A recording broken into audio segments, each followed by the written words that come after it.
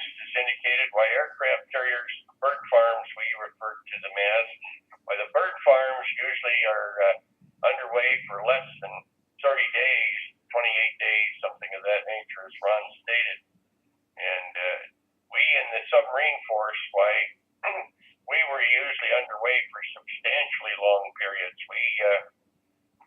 The longest patrol that I ever went on was 108 days submerged without servicing.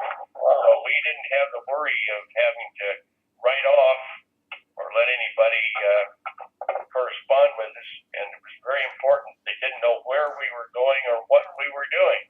And a few of us at the command level, why we knew where we were going, what we were doing, but we didn't share that usually with the crew until we were on our way back home. We tell them then where they'd been, what they'd done, and they were all sworn to secrecy that they couldn't tell a thing. They just tell that we'd been to sea, we'd crossed the ocean, but